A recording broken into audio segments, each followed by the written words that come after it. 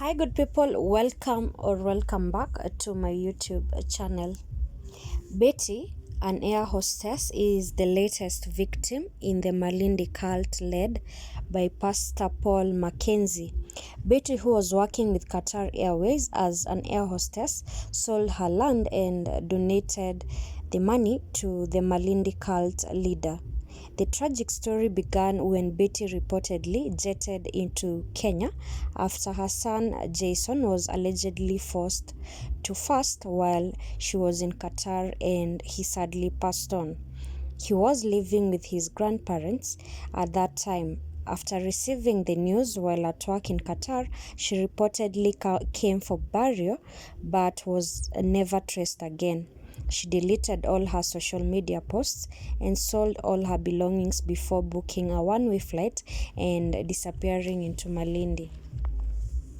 Her sister Chow, reportedly who resides in Umoja, Nairobi, says, or rather wrote an emotional letter to her husband inferring that she might never return again, and she then left with the children and headed to Malindi. Hello Abbas, I am so sorry to have left, but maybe this was our destiny. Thanks for everything you have done for us to this time while we were still together. Take care of yourself. I hope we meet again someday. I'm really emotional writing this, but I know I loved you with every bit of me. It is really hard for me, but I have to go.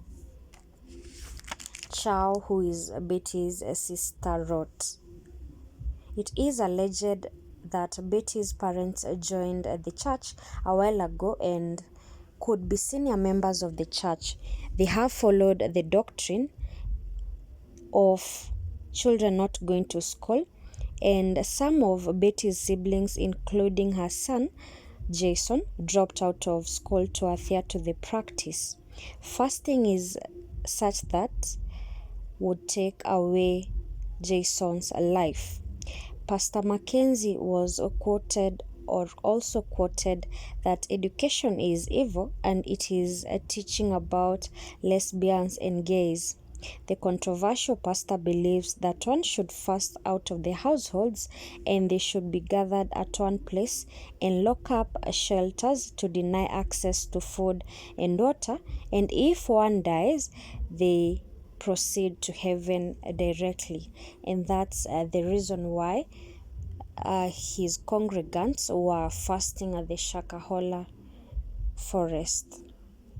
Now 39 bodies have since been found in Shakahola forest, with Interior CS Kithure Kindiki officially declaring it a massacre, with the death toll hitting 39 people, in the verge of these bodies being exhumed in Shakahola forest.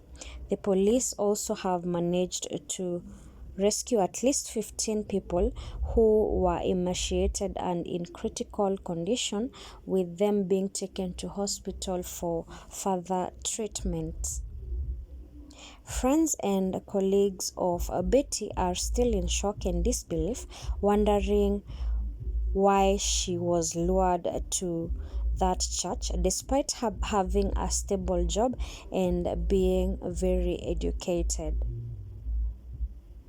Well, may their souls rest in peace. I have been your host, Lily's Rams. Thank you for watching. I'll see you on the next video.